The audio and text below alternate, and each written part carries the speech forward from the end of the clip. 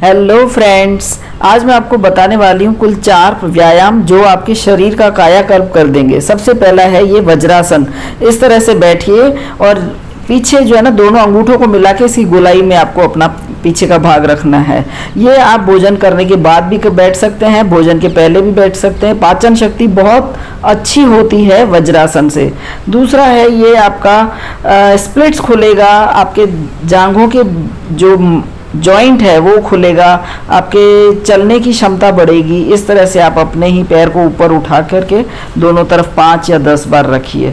इससे आपको चलने में जो दिक्कतें हो रही हैं जिन लोगों को एक एज के बाद, वो भी नहीं होगी, और जिनको अभी भी दिक्कत नहीं है तो आगे भी कभी भी दिक्कत नहीं होगी। शरीर की मांसपेशियां खुलेंगी, जोड़ों में जो दर्द है वो तक नहीं होगा, आपकी दौड़ने तक की क्षमता बढ़ जाएगी।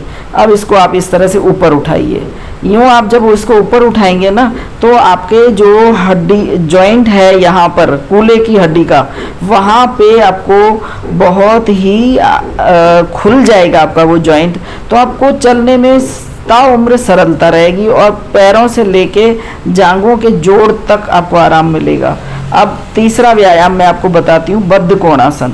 बद्ध कोणासन में दोनों पैरों को मिला करके इस तरह लोग तितली आसन करते हैं, जो कि बिल्कुल वर्जित है। ये जो हमारा जोड़ है, जांघों का जोड़ है, उसमें घर्षण होने से हड्डी का घर्षण होता है।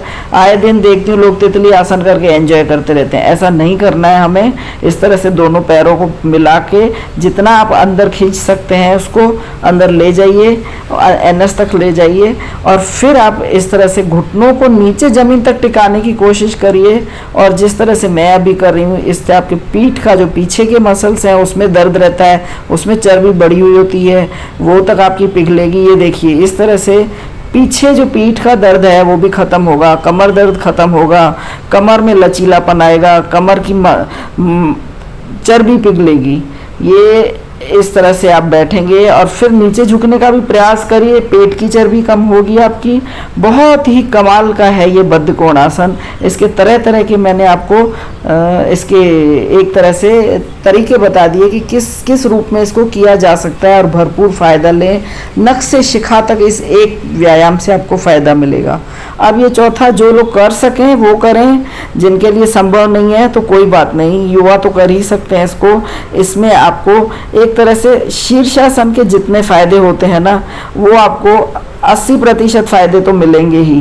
पैरों को चौड़ा करिए, और मैं जिस तरह से धीरे धीरे करके नीचे जा रही हूँ, सिर आपका ज़मीन पे टिकना चाहिए।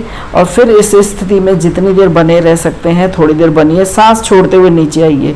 हर व्यायाम को सांस छोड़ते हुए नीचे आना है और ऊपर उठते टाइम सांस भरनी है। इसमें आपके चेहरे की कांति बढ़ेगी, पूरे शरीर का एक तरह से कायाकल्प हो जाएगा।